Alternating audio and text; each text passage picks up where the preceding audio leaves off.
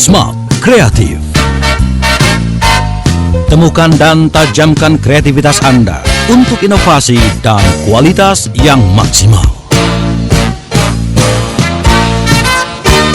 Smart Kreatif, lebih dari sekedar kreatif.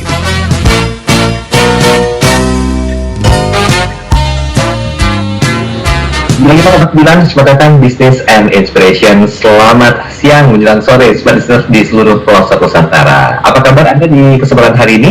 Gak kerasa ya udah sampai di weekend lagi dan kita sudah sampai di bulan terakhir di tahun 2021.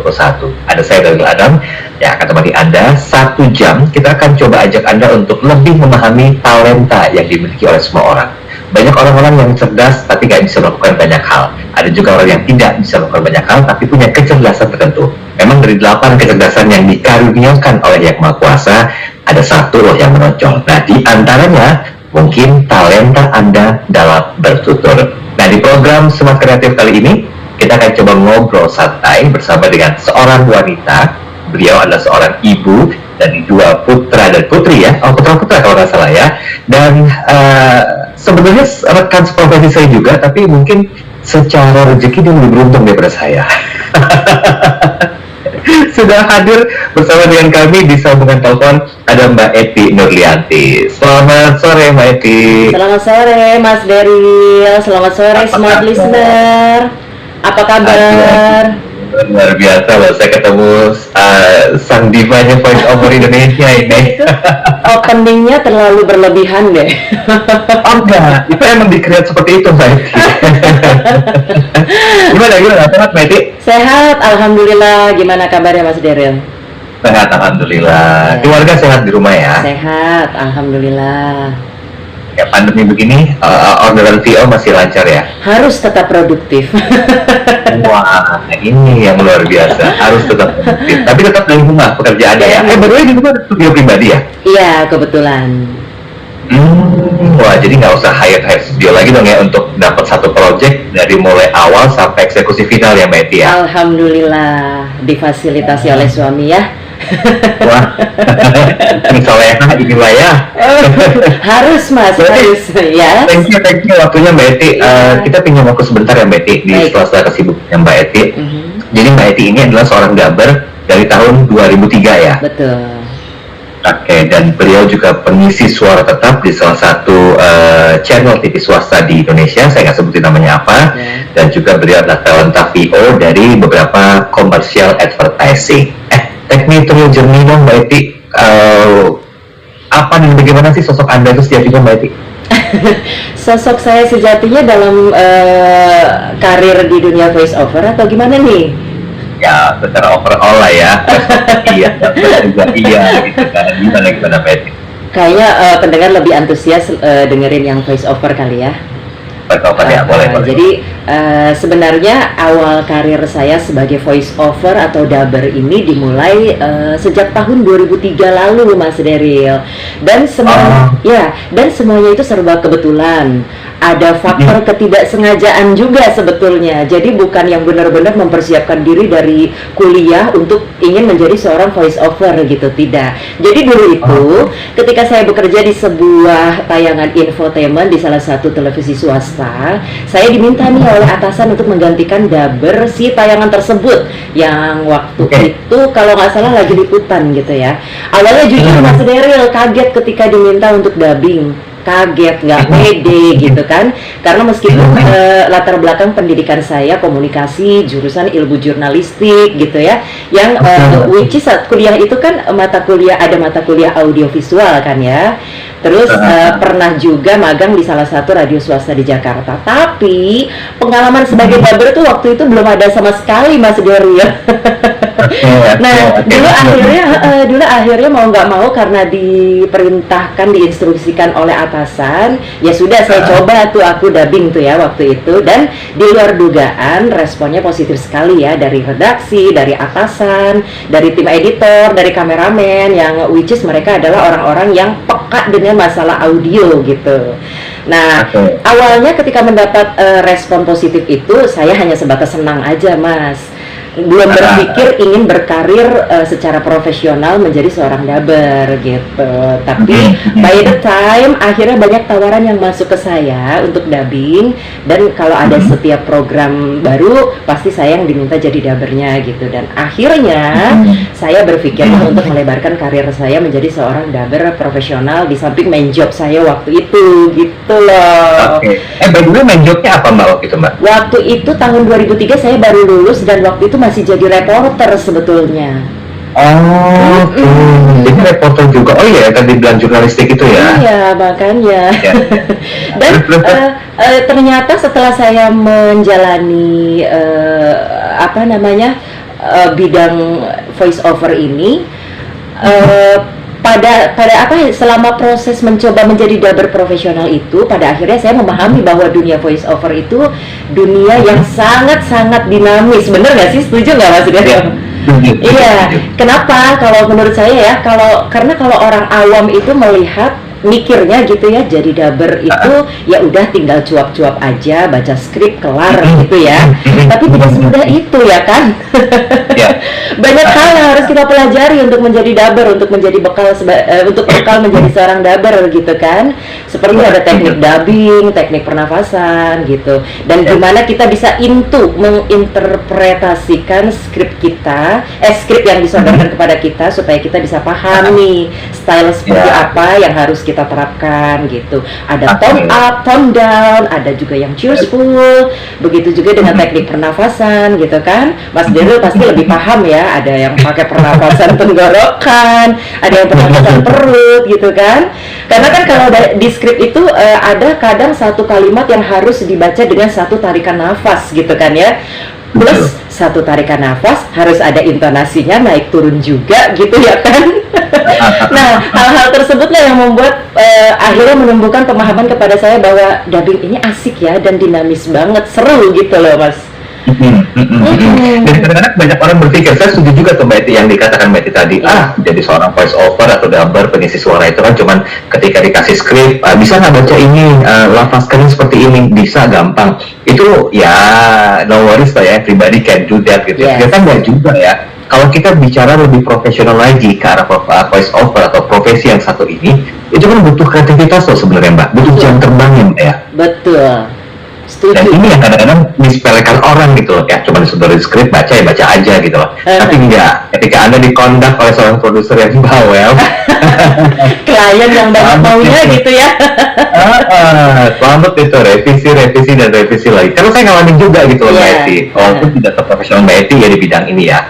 Tapi gini Mbak Eti, menemukan kenikmatan ketika menjadi seorang voice over atau dubber ya, itu gimana sih? Letak titik nikmatnya itu di mana? Satu yang paling saya rasakan adalah suara kita eksis di mana-mana gitu ya.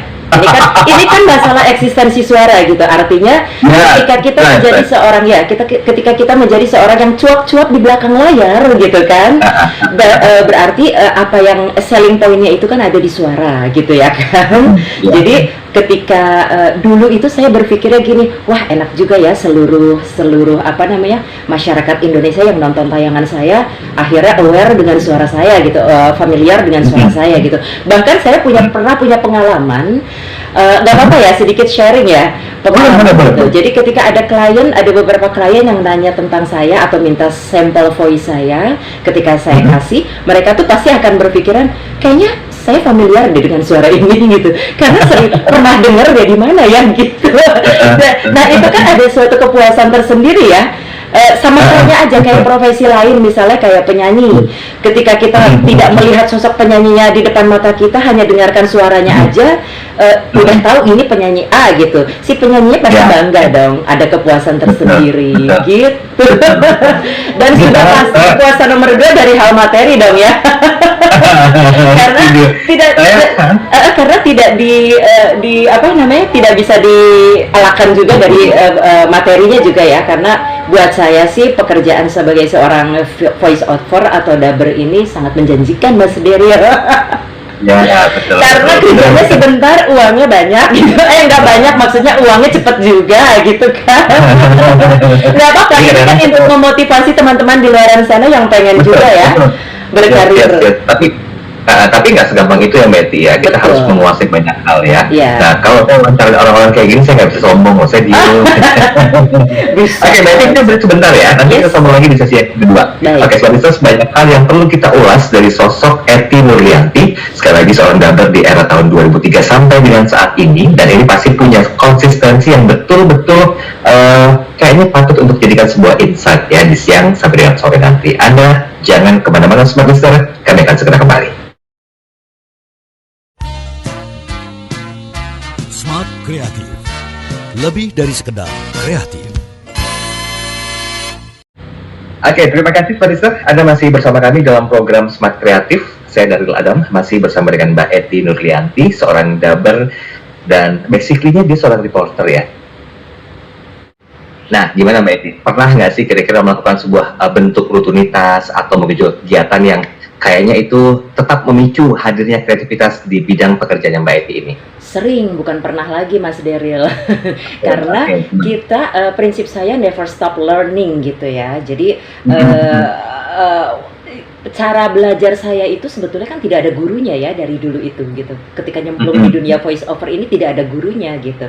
Jadi semuanya serba otodidak. Nah, dulu itu dan sampai sekarang itu saya paling rajin melihat iklan di televisi, bagaimana si dubbernya atau si voice overnya memainkan intonasinya, karakter suaranya gitu. Belum lagi ya tetap mengasah kemampuan dubbing kita. Jadi kalau aku sudah mendengar ada satu tayangan dengan dubber yang menurut saya, wow, tingkat kesulitannya tinggi nih gitu. Sementara tingkat kesulitannya tinggi itu kalau saya benturkan dengan karakter suara saya gitu kan. Karena Mas Daryl, karakter suara saya ini kalau bisa dibilang ngebass atau tenor ya? Ngebass ya? Ngebass sih, agak-agak mid-low gitu ya. Iya, nah itu kan tidak semua skrip atau tidak semua skrip dengan tema yang berbeda-beda bisa cocok dengan karakter suara saya kan? Gitu. Nah, saya kadang suka men-challenge diri saya sendiri gitu. Jadi ketika nonton, wah ini suaranya begini juga ya, gimana caranya? Nah, itu tuh kadang saya suka praktis sendiri aja, Mas Daryl. Jadi dan buat saya itu penting gitu. Jadi bahkan kadang kalau lagi iseng suka di record di handphone sendiri, terus saya dengerin. Karena pada saat kita melafalkan, kita record, dan pas kita dengerin itu kan pasti akan beda ya. Ketika kita praktekin, kita ucapkan, kita merasanya sudah, oh ini sudah mirip nih sama yang ini gitu kan. Pas kita dengerin, oh ternyata kurang ya gitu. Jadi memang persiapan atau apapun yang dilakukan untuk saya bisa untuk mengeksplor diri itu ya dengan cara mengeksplor diri sendiri. Jadi artinya practice makes perfect gitu. Itu prinsip saya gitu. Jadi never stop learning, mau dari mana saja sumbernya, referensinya, bisa dari sekedar ngobrol sama anak-anak aja gitu ya. Ketika lagi bercanda, tiba-tiba saya mengeluarkan suara kayak, mohon maaf, kayak suara-suara animal gitu kan. Nah, itu aja kan itu bisa mengasah kan. Betul. Iya. Tapi gini Mbak, kalau tadi Mbak itu sempat mengatakan tingkat kesulitan itu kalau dibenturkan dengan suaranya Mbak itu akan berbeda. Sejauh mana sih kira-kira perlu melakukan sebuah bentuk adaptasi paling tidak suaranya itu bisa mirip-mirip lah ya? Karena kan setiap orang tuh punya karakter suara yang berbeda-beda Mbak Eti. Itu melatihnya gimana? Karena saya yakin itu butuh kreativitas tinggi untuk paling tidak in tune gitu loh dengan suaranya itu. Practice dong. Latihan ya jawabannya ya. Kita mau nyanyi do re mi fa sol la si do masih fales, diulang lagi do re mi fa sol la si do masih fales lagi, diulang lagi do re mi fa sol la si do sampai akhirnya mendekati tidak fales dan tidak fales sama sekali gitu. Sama halnya dengan ketika kita dubbing, ketika saya dulu sering sampai sekarang pun sering gitu. Ketika Mbak ini mintanya begini ya, klien mintanya yang cheerful. Bayang dong saya karakter suaranya yang ngebas begini dibuat yang harus tone tinggi gitu dan cheerful gitu. Akhirnya waktu itu saya coba pakai teknik smiley teknik ya, smiley voice over. Jadi ketika ada tone yang ke atas, tone up gitu dan harus cheerful, mimik wajah saya tuh harus sampai ketawa-ketawa gitu loh Mas Denny. Sampai segitunya gitu. Iya. Sering senam muka juga dong berarti ya? Harus.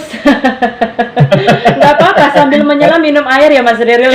Iya, iya, iya. Karena di dunia siaran juga begitu sih sebenarnya Mbak Eti Iya. ya. Apalagi kan teman-teman host itu kan kadang-kadang dia dengan beban pekerjaan yang berat, Betul. belum lagi pikiran-pikiran Mood. yang sempat mengganggu di luar. Itu kan harus ketika mereka open mic itu udah harus profesional. Oh, sosok si A tuh ya identiknya dengan suara begini, cara pembawaan seperti ini, sehingga itu menjadi sebuah brand image ya Mbak ya. Betul, betul. Sama Oke. kayak profesi sebagai seorang voice over kayak kita gini kan Mas Daryl juga voice over ya. Iya, Kita satu rekan Oh, ya, sebetulnya. jalan ya. Di saat kita moodnya jelek banget gitu kan, atau kita dalam kondisi yang tidak sehat, ketika sudah di depan mic itu kan kita udah harus profesional gitu. Betul, betul. Sering, betul. saya Sehari sering berapa banget. kali? Mbak, sorry saya potong. Sehari berapa kali Mbak menyediakan waktu khusus untuk melatih vokal ini sendiri? Ada waktu khusus nggak kira-kira? Waktu khusus tidak ada, tapi biasanya kalau misalnya saya tahu nih jam-jam di mana ada skrip masuk gitu ya, atau kalau ada job di luar yang mau masuk misalnya jam sekian gitu.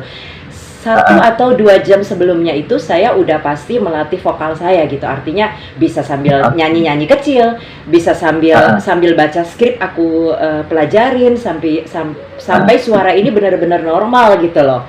Karena itu kayak jadi semacam ritual atau persiapan dubbing ya Mas ya.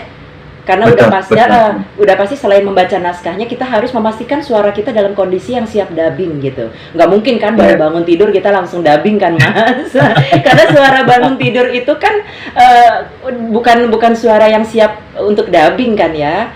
Karena masih serak, pernafasan juga pendek gitu. Jadi biasanya 1 jam atau 2 jam sebelum take VO biasanya itu sudah saya stimulasi dengan bicara, bahkan teriak-teriak, bisa sambil nyanyi, apalah pokoknya si pita suara kita ini aktif dulu gitu.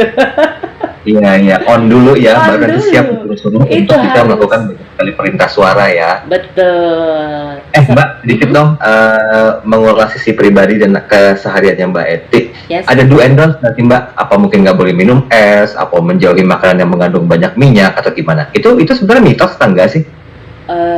Saya nggak tahu ya, itu kayaknya harus ditanyakan ke pelatih vokal atau apa gitu ya, tapi kalau saya tidak ada pasangan. Oh iya, berarti ya mau makan apa aja pun selagi mungkin dalam porsinya sih aman-aman aja ya? Aman-aman aja, bahkan saya pecinta pedas. Memang saya bukan pecinta es-esan ya, sudah lama berhenti es-esan, sudah belasan tahun. Karena memang tenggorokan saya relatif sensitif sama es-esan, gampang radang tenggorokan gitu. Jadi daripada tidak bisa dubbing, lebih baik memang stop sudah belasan tahun gitu. Nah, ya segala sesuatu yang berlebihan memang kan tidak baik gitu. Jadi ya tinggal diatur aja. Yang tahu kondisi tubuh kita, pita suara kita itu kan diri kita sendiri gitu. Jadi buat saya nggak perlu dipantang lah gitu. Yang penting pada saat mau take VO atau ada pekerjaan masuk, suara sudah siap belum? Udah itu aja.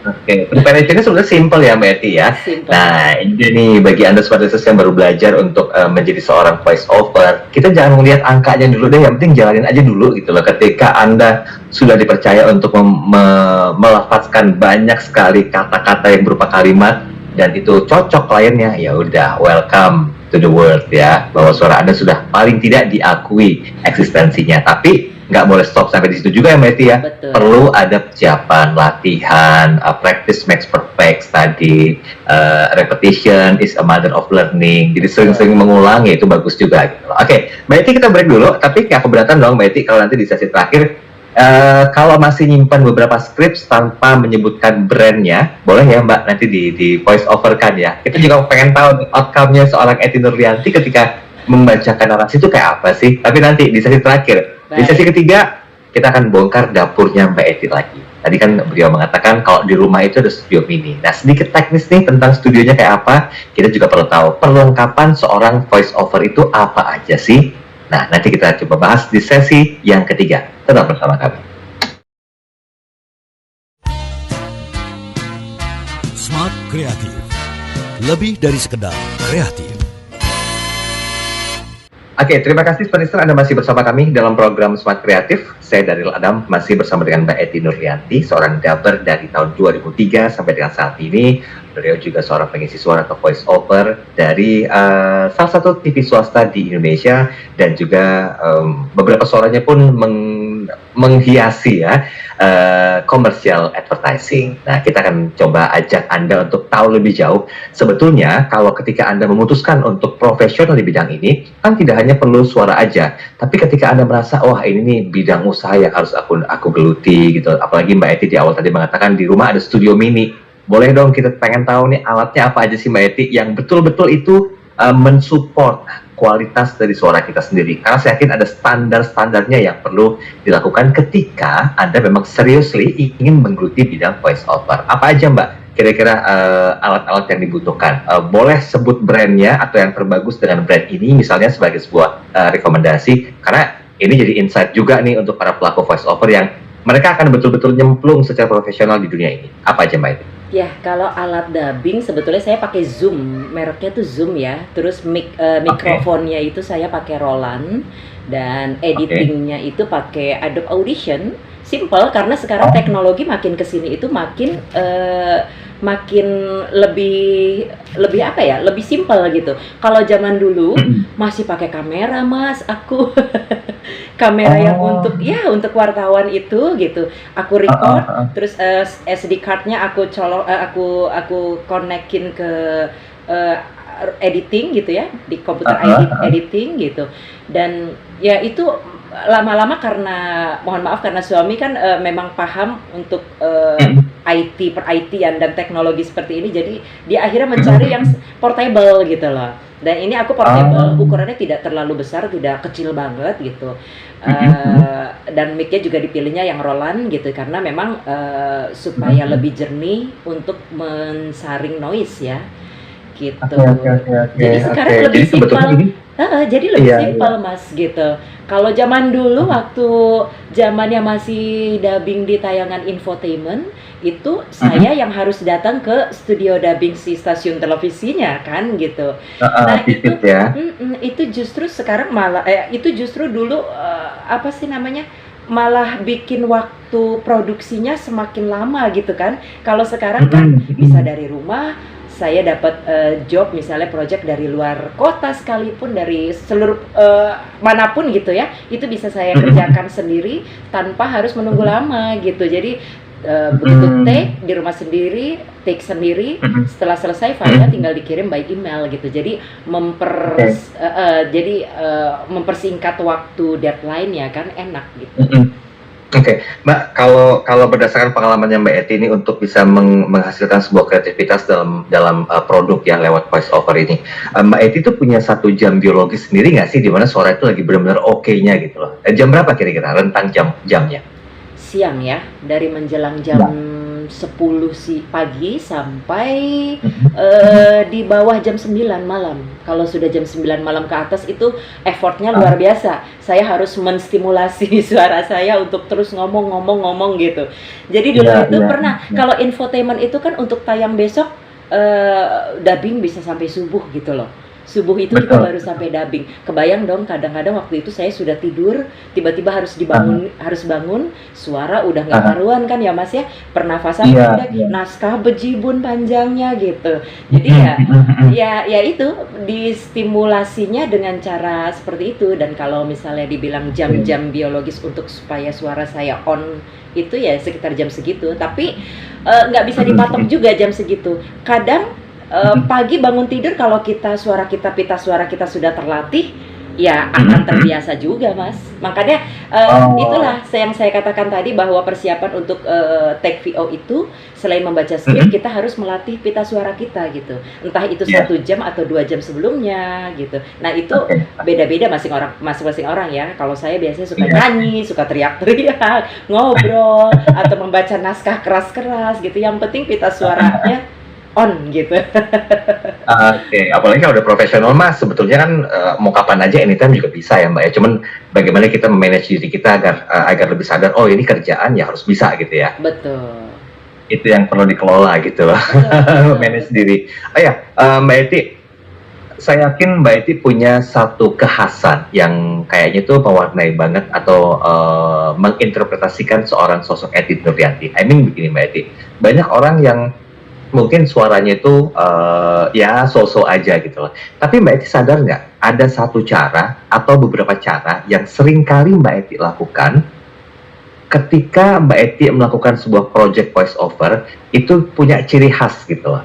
Nah, di bidang usaha yang sama, pelakunya berbeda-beda, tapi saya yakin Mbak Eti punya kekhasan sendiri dalam suara. Apa ciri-ciri yang paling melambangkan, ini suaranya si Eti nih, ini bukan, ini suaranya si Eti. Nah itu apa kira-kira Mbak Eti? Sebenarnya nggak bisa dipatok seperti itu, Mas, karena kalau dubber harus bisa menyesuaikan diri dengan skrip yang diberikan gitu. Jadi walaupun proyeknya project A, project B, project C, project D, itu kan masing-masing klien maunya ada maunya gitu kan. Yang A projectnya ini maunya yang cheerful ya Mbak. Jadi mau nggak mau kita harus mengikuti kan. Nggak mungkin, nggak bisa Mas, nggak bisa harus pakai cheerful, pokoknya harus pakai karakter saya yang ngebahas begini, nggak bisa gitu, kan nggak bisa. Kita tetap harus menyesuaikan diri gitu. Ketika harus yang formal, ya kita harus yang formal ngikutin. Karena kan memang klien atau project yang masuk itu kan memang pasti punya standar kuping gitu ya, dalam tanda kutip sendiri gitu. Mereka maunya seperti ini, mereka maunya seperti ini. Tapi itu menjadi tantangan saya tersendiri gitu. Jadi bukan lebih ke apa yang mau ditonjolkan dari saya supaya orang paham kalau ini suaranya Mbak Eti. Nggak bisa begitu juga, kan programnya bukan program saya, Mas. Gitu. Program-program orang, project-project orang, dan klien minta kita membawakannya seperti ini. Jadi itulah justru seninya menjadi seorang dubber, Mas. Kita harus bisa mengakomodir kemauan si klien gitu. Bahkan kreativitas bermain ya. Betul gitu. Kita nggak bisa kayak seorang penyanyi mau nyanyi lagu dangdut, si penyanyi pop dengan suara karakter ini ya udah nyanyinya sesuai suara dan kemampuan si penyanyi gitu. Tapi kalau kita kan enggak. Kita maunya ini formal, semi formal, cheerful, tone up, tone down. Mau nggak mau si dubber harus bisa mengikuti itu gitu.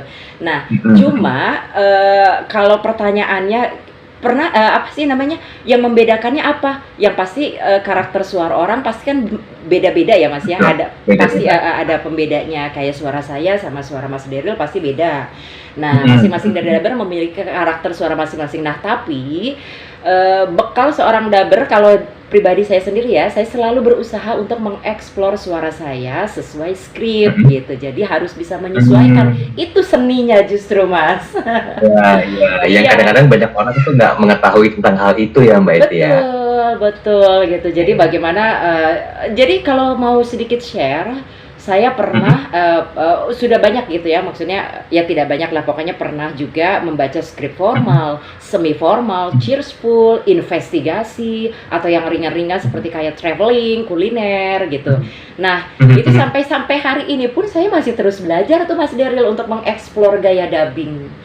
Bahkan itu susah, ya pasti susah gitu, tapi kan itu memang kewajiban kita, itu udah resiko kita gitu. Betul. Sudah memilih karir sebagai seorang voice over, do your best gitu. Oke, kita break sebentar Mbak Eti. Tapi ini mungkin di sesi yang paling dinanti sama Smart Business ya. Banyak orang yang pengen tahu, Mas bocorin dong kisaran harganya berapa? Tanyain ke Mbak Eti, ntar saya bocorin. Kasih tahu dong Instagramnya atau all sosial medianya dari Mbak Eti. Ya nanti saya kasih tahu di sesi terakhir ya. Siapa tahu nanti ada di antara Anda yang butuh pengisi suara untuk profiling company misalnya, untuk para agent bekerjasama, silakan nanti Anda bisa langsung keep touch bersama dengan Mbak Eti secara personal. Tapi nanti di sesi yang terakhir, termasuk saya akan tolong Mbak Eti untuk membawakan satu iklan yang kayaknya ini cukup well known ya, kalau misalnya skripnya masih ada ya. Kita minta kekhasan suaranya Mbak Eti langsung didengar di program Smart Kreatif ini. Anda jangan kemana-mana, kami akan segera kembali.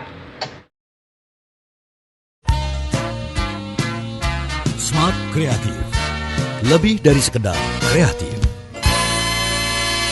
Smart Kreatif untuk edisi kali ini, saya masih bersama dengan Mbak Eti Nurlianti ya. Sekali lagi dia adalah seorang dubber dari tahun 2003 sampai dengan sekarang. Wow, existing banget ya. Tapi di balik berjalannya waktu, di balik banyaknya pengalaman yang mungkin pernah dirasakan sebagai asam, manis dan juga garamnya, whatever you name it ya, itu pasti diyakini ada satu bentuk konsistensi yang menjadi sebuah komitmen. Nah, kita coba tanya nih ke Mbak Eti langsung di sesi terakhir ini, apa sih kira-kira hal yang dipegang teguh banget sama sosok Anda, Mbak Eti, ketika Anda memutuskan untuk betul-betul stay di bidang usaha ini?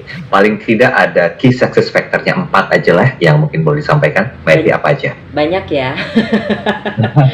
Kalau aku memang orangnya perfeksionis ya, tapi makanya yang pertama itu adalah jangan berhenti belajar. Yang kedua, gali semua potensi yang kita miliki. Yang ketiga, selalu memegang prinsip dan komitmen. Dan yang keempat, jangan membandingkan proses kita dengan orang lain gitu, karena itu pasti beda-beda dong. Gitu. Itu udah 4 loh. Jangan membandingkan proses kita dengan orang lain. Itu maksudnya gimana, Mbak Eti? Iya, kadang kita tidak kalau kita membandingkan proses kita dengan orang lain, jadi pada akhirnya kita tidak tulus dan jadi kayak sebuah beban sendiri gitu. Jadi kayak wah si A prosesnya seperti ini nih, saya harus seperti dia gitu. Nah itu jangan. Kalau saya tidak, saya paling anti itu seperti itu. Jadi proses kita, jalani aja proses kita semampu kita, dengan potensi yang kita miliki, prinsip dan komitmen yang kita pegang teguh gitu, tanpa harus melihat proses orang lain gitu. Oke. Jadi ya kita aja gitu ya. Orang lain ya sebagai sebuah benchmark aja atau motivasi aja untuk bisa seperti mereka yang udah sukses gitu, Mbak ya. Betul. Kesuksesannya menjadi inspirasi kita, it's okay.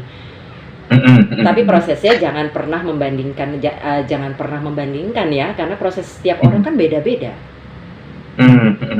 Oke, Mbak, secara profesional Mbak, pernah nggak menerapkan satu sistem do and don'ts ketika menjalani profesi seorang voice over dan juga dubber ini? Apa sih do and don'ts-nya, Mbak? Do-nya ya sudah pasti jangan berhenti belajar ya. Down-nya apa ya? Jangan menyerah ya. Nggak jauh-jauh dari itu sih, Mas. Iya, karena kan kalau tadi kayak Mas Daryl bilang ada pantangan nggak sih dari sisi makanan gitu? Nggak ada, Mas. Nah itu kan salah satu yang don'ts juga kan ya, kalau untuk sebagai seorang dubber, karena yang dijual itu kan suara kita gitu. Tapi it's okay selama tidak berlebihan, it's okay gitu menurut aku. Ya karena kalau saya beberapa artikel yang saya sempat baca gitu ya, Mbak Eti, seorang Mariah Carey pun, Whitney Houston almarhumah itu juga sampai-sampai dia tuh betul-betul mengasuransikan pita suaranya gitu loh. Nah di situ tuh banyak do and don'ts-nya, nggak boleh ini, nggak boleh segala macamnya. Nah makanya saya tanya gitu, sebenarnya kalau ada do and don'ts-nya tuh berlaku nggak sih? Tapi Mbak Eti dengan bijak menjawab, ya asal jangan berlebihan sih, fine ya sebetulnya ya. Iya, tapi kalau kayak seperti yang tadi Mas sebutkan, public figure yang tadi Mas sebutkan itu mungkin itu pengecualian ya. Kalau kita berdua nih mengasuransikan suara kita juga, pasti kita ada do and don'ts-nya, Mas. Karena kita tidak diasuransikan, jadi ya sudah gitu, bebas gitu. Selama kita masih bisa menjaga. Mbak pernah menjadikan seseorang sebagai benchmark nggak ketika menggeluti profesi ini? Pernah, tapi berubah-berubah ya. Kadang saya melihat A dulu, awal-awal melihat A, oke, jadi role model saya gitu. Seiring berjalannya waktu, ngelihat lagi si B, jadi role model saya juga yang ininya sudah terbelakang lagi. Melihat lagi ke depannya yang C. Jadi kalau aku nggak terlalu terpatok sama satu atau dua orang gitu. Dimana ada hal yang bisa saya petik sebagai bahan pelajaran buat diri saya sendiri, itu yang menjadi role model saya gitu. Oke, balik lagi ya sebetulnya karena suara orang karakternya beda-beda ya Mbak ya. Betul. Paling tidak mungkin semangatnya yang bisa kita duplikasi dan juga caranya dia membawakan itu sebenarnya secara teoritis juga sama ya, cuma karakternya aja beda-beda. Mbak, boleh sedikit dong sebelum kita bocorin kisaran harganya, terus kemana bisa mengkontak seorang Eti Nurlianti. Mbak itu juga perlu dengar nih, outcome suaranya Mbak Eti itu seperti apa sih? Keberatan nggak kalau untuk baca sepenggal aja atau berapa penggal gitu? Baca naskah apa nih maunya nih? Bebas, company profile juga oke. Saya belakangan ini kan ada company profile ya, terus atau mungkin mau yang ada 2 choice kali ya, aku baca ini khusus nih buat Mas Daryl sama smart listener. Mantap. Boleh. Yang pertama Oke, betul. kalau yang pertama ini untuk yang advertising ya, iklan TV, dan ini lupa saya udah lama banget di tahun 2016, tapi ini hanya sekedar tagline aja ya. Oke, apa? Gimana? Oke. Pilihan cerdas, ibu pintar. Kayaknya tahu deh. Tahu ya? Kayaknya tahu deh. Saya justru Iya. malah udah lupa. Nah, kalau mau Tahu yang banget, lebih ya. formal, Ya, mungkin formal. yang middle tone gitu ya. Museum Kepresidenan RI Balai Kirti merupakan unit pelaksana teknis dari Direktorat Jenderal Kebudayaan Kementerian Pendidikan, Kebudayaan, Riset, dan Teknologi. Udah ya? Wow. Amazing. Itu dua hal yang berbeda loh. Dengan Yeah. satu suara tapi bisa memainkan intonasi yang berbeda. Itu Yeah. yang saya tunggu sebetulnya dari tadi. Justru Poinnya tuh itu gitu loh. that's why yang saya bilang tadi, dunia dubber itu, dunia voice over itu tidak mudah dan sangat dinamis, dan kalau orang Yes. yang memang mempunyai jiwa ke situ pasti akan seneng, Mas Daryl. Iya. Yes, Disitulah bahkan kadang dalam kreativitas satu bahkan kadang dalam satu skrip itu kan kita harus memainkan tone up tone down, itu yang Nah, justru itu. bikin kita semakin happy, pokoknya happy lah, seru lah pokoknya, Mas Daryl. Ya, tertantang untuk kreatif. Kok Betul. nggak pas nih, ulang lagi, berpikir lagi kayak gimana ya bagusnya, ulang lagi ya. Itu dia kan. Ya. Oke, Mbak, ngomongin bisnis yuk. Apa nih?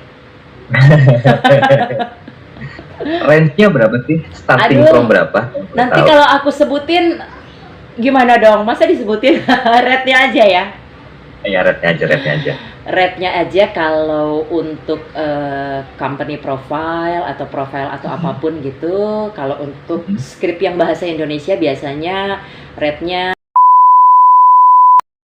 untuk yang durasi 1 menitan 2 menitan ya. 1 menit. Oke. Iya. Nyari duitnya Terus, gampang sekali. tapi kalau untuk bahasa Inggris sudah pasti lebih mahal ya. Ya. Makanya kalau ada job-joban bahasa Inggris voice over, saya nanti oper ke dirimu aja ya. Amin. Bahasa Inggris. Oke, Mbak, terakhir nih yang mungkin kita harus sampaikan juga ke Smart Listeners, kan bisa mengatakan banyak orang yang mungkin tertarik tapi nggak tahu hubunginnya ke siapa gitu loh. If you don't mind, Mbak, boleh dong di-share Instagram, YouTube, atau mungkin juga all social media dirimu nih? Sosial media, kebetulan aku cuma main Instagram, jadi kalau mau berteman dengan aku bisa untuk saling sharing, bisa di Eti Nurlianti, Echo Tango Yankee November Uniform Romeo 5 India Alpha November Tango India. Kalau untuk YouTube channelnya bisa di Variety Channel. Variety Channel. Variety, Eti ya, belakangnya Eti. Ada kok di link di Instagram aku. Ada ya, tadi tinggal connect ya. Jadi Yes. Eti Nurlianti ya, itu Instagramnya ya. Ya, Oke, baik. Semua tentang sosok Mbak Eti Nurlianti bisa Anda coba ketahui di Instagramnya di @etinurlianti, termasuk kalau Anda yang secara profesional kepengen menggunakan jasa Mbak Eti sebagai seorang voice over, silakan nanti bisa DM aja ke Instagramnya. Mbak, kepengen nggak sih nerusin ini sebagai sebuah pembelajaran atau berbagi dengan orang lain, Mbak? pernah. Pernah justru. Pernah. Oke. Pernah beberapa kali diminta untuk mengisi mata kuliah audio ya, audio visual, tapi waktu itu untuk bukan mata kuliah, apa ya namanya, voice over gitu. Ya? Iya, untuk voice over di salah satu universitas swasta. Nah, ini bentuk kesempatan juga nih yang bisa di-grab sama Smart Listeners ya. Pokoknya semua yang berhubungan dengan aktivitas dari Mbak Eti, silakan Anda follow Instagramnya di @etinurlianti dan YouTube-nya di apa tadi? Sorry? Variety Channel. Variety Channel. Oke, Yes. Mbak Eti, terima kasih waktunya sore hari ini. Sama-sama Sudah Mas berbagi Daryl. dengan kami. Semoga rezekinya juga makin lancar, Amin. suaranya juga makin prima. Salam buat keluarga semuanya ya di rumah ya. Terima kasih banyak. Terima kasih Sama-sama, Smart Mbak Eti. FM. Oke, itu demikian perbincangan saya bersama dengan Mbak Eti Nurlianti, seorang dubber dan juga voice over dari era tahun 2003 sampai dengan sekarang. Dan ada banyak hal yang bisa kita dapati, pelajari dari jawaban-jawaban yang dijelaskan oleh Mbak Eti tadi. Semoga ini menginspirasi kita sekaligus memotivasi untuk terus menjadi yang terbaik di bidang kita masing-masing. Nantikan siapakah sosok yang saya hadirkan di edisi Sabtu yang akan datang. di program Smart Kreatif. Saya Daryl Adam, pamit undur diri. Salam kreatif.